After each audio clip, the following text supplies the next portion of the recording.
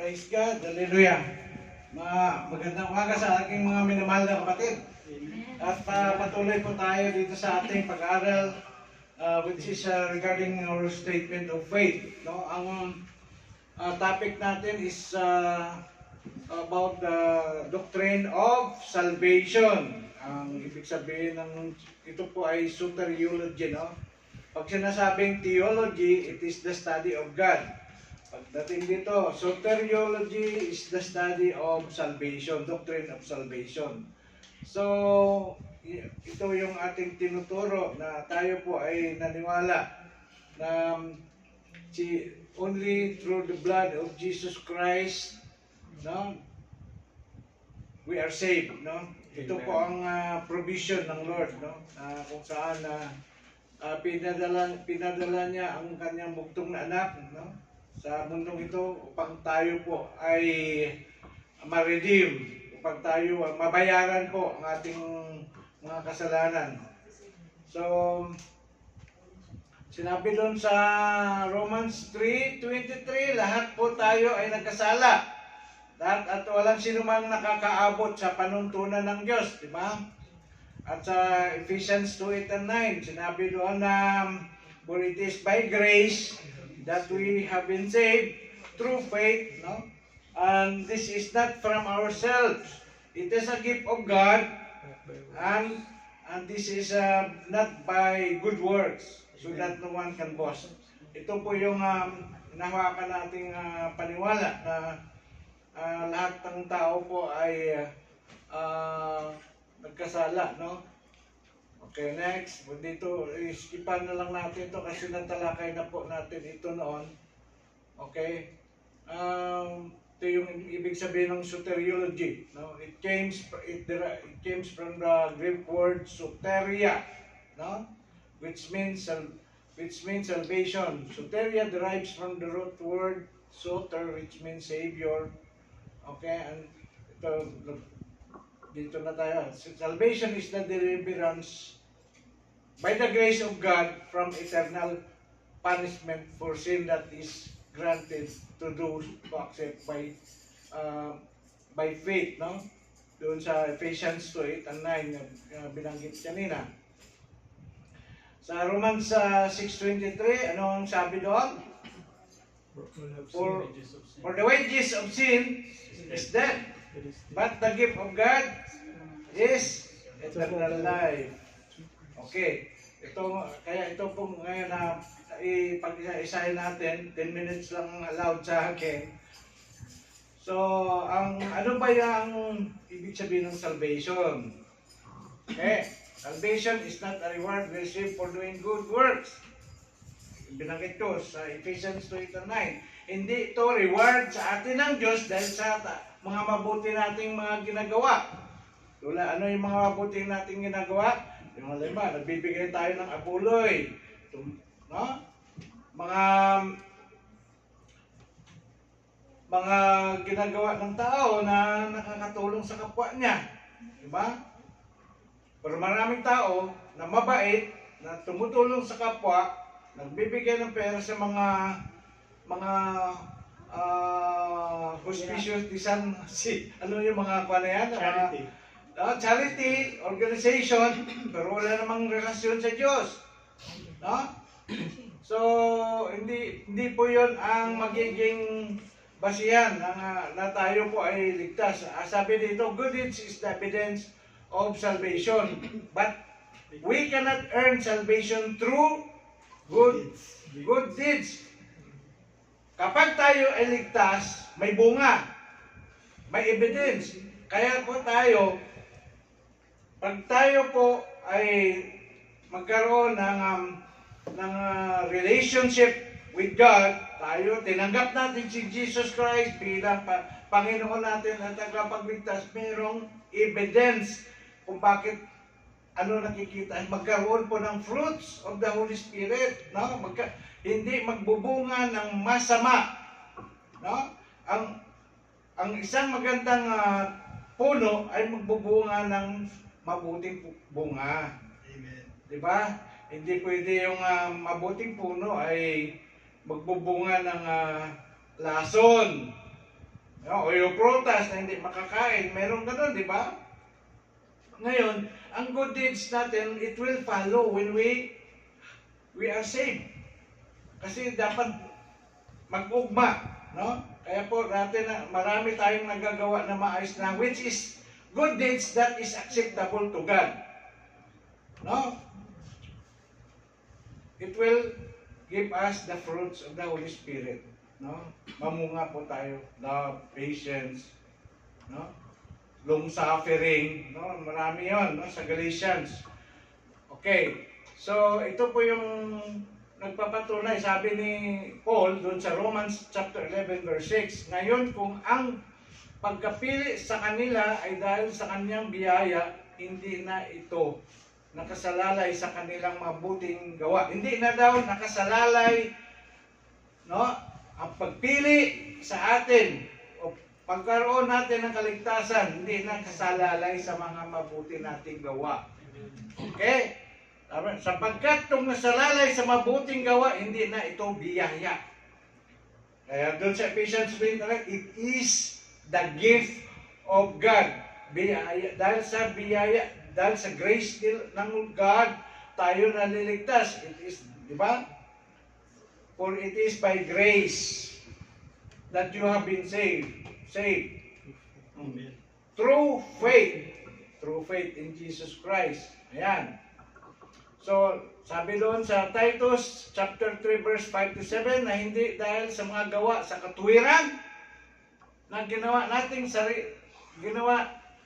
sarili, kundi ayon sa kanyang kaawaan ay kanyang iniligtas tayo dahil sa kanyang kaawaan.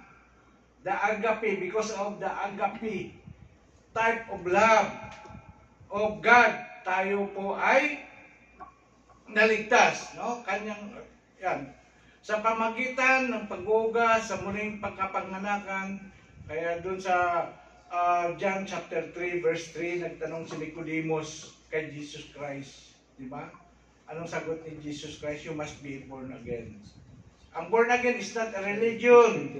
Ito po ay karanasan. Dapat po tayo tanggapin natin si Jesus Christ. Once we accept Jesus Christ in our hearts as being our personal Savior and Lord, amen, not from our lips, from our hearts, we surrender our life to Him, then we became a new creation. Because those who are in Christ will be, the old has gone and the new has come. We will be changed. Kapag kung nag-confess po tayo na Christian ako, I am followers of Christ, but your life is still the same like before, then there is a problem. Maybe ang problema doon yung, did you surrender your life to Jesus Christ? No, yes or no, yun.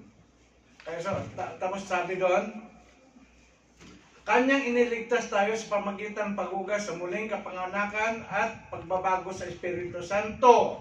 Yan. The Holy Spirit is the one moving, operating, ministering, and doing something for us. Sa panahon natin yan, it's the Holy Spirit moving, no? Na nagme-minister sa atin. Through sanctification, He will convict us, no? He will guide us, no? Sabi naman sa verse 7, upang sa pagkaaring ganap sa atin sa pamagitan ng kanyang biyaya ay maging tagapagmana tayo ayon sa pag-asa sa buhay na walang hanggan. Yan. Okay, anyway, i-convert ko to sa PDF, babasahin ninyo. Okay, ano pa yung what is salvation? Salvation comes by believing in the heart. Ito yung sinasabi ko kanina. Not by simply repeating words na ikaw pinangunahan ng pastor o kapatid, okay, repeat after me for the salvation, for the acceptance prayer. O, nag-repeat ka nga, but it does not come from your heart, nothing. No? Kailangan po galing sa puso natin. No? Walang doubt. No? Sabi doon, salvation comes by believing in the heart, not by simply repeating words in prayer as if they are like magic. No? Para magic. A prayer that leads to salvation must be made with true faith, no? Sa gospel ni Jesus Christ. Ito, Romans chapter 10 verse 10, sapagkat sumasampalataya ang tao sa pamamagitan ng kanyang puso. Sa pamamagitan ng puso natin. At sa gayon ay ituturing na matuwid ng Diyos. Nagpapahayag naman siya sa pamamagitan ng kanyang bibig at sa gayon naliligtas. No? Pero yung pinapahayag ng bibig dapat galing from the abundance of the heart, the mouth speak. Gets niyo? Being born into a Christian home is heritage, but it does not save you. Halimbawa, kung ikaw ay ang tatay mo born again o Christian or tatay mo pastor, nanay mo naglilingkod, ikaw hindi automatic 'yon na ikaw ay ligtas, because salvation is personal. Nasa atin, no? Nasa tao ang salvation. Hindi dahil sa nanay niya, dahil sa tatay niya, no? Dahil siya ay pinanganak sa Christian family, it is not a passport for us to be saved. So being born into a Christian home or heritage doesn't save you. Each person must personally believe in Christ for salvation. Personally believe in Christ. Okay? John 14:6, sabi doon, ano yan? I am the way, the truth, and the life. No one's come to the Father except through me. Okay, tapos na po tayo. Tapos sunod, tatalakayan po natin ang number 6, 7, 8. Nagkamali ng numbering, no? Ito po sa number 6, actual number 5 dapat to. Mayroong knowing God and Jesus doesn't save you. The demons know and they are not saved. Ang pagpaniwala, no? Ang pagpaniwala, mayroong Diyos o naniwala ka na mayroong Jesus Christ, ay hindi yon ang magiging dahilan na ikaw ay ligtas. Kasi bakit? Ang demonyo naniwala din. Ayan, sa Acts chapter 19 verse 15 sabi, at sumagot ang masamang espiritu at sa kanila sinabi, nakilala ko si Jesus. Sabi ng demonyo, no? At nakilala ko si Pablo. Datapwat, sino kayo? Ito yung mga na-encounter ni mga salamangkiro, no? Na ginamit nila yung word ni Jesus Christ, yung ginagamit ng mga disciples na pagkasa-out sa mga demon. Diba? Pag magkasa-out tayo ng demon, anong ginagamit natin? In the name of Jesus, I cast you out. Diba? Ganun ginagamit natin. We use the name of Jesus. Ginamit ito ng mga salamangkiro. Pero sinagot sila ng demonyo. Sinabi ng demonyo, kilala ko si Pablo, no? Kilala ko si Jesus. Kilala namin si Jesus, pero sino kayo? Oh. So pinakita dito, even the demons, they recognize Jesus. They recognize there is God, no? Doon sa James chapter 2 verse 19, ikaw ay sumasampata na ang Diyos ay isa, mabuti ang iyong ginagawa. Sabi ng James, no? Ang mga demonyo man ay nagsisampalataya at nagsisipanginig. Nanginginig pa ang mga demonyo. No? So, next. Sa sunod na kasi time's up na. Praise God. Palakpakan natin ang Panginoon.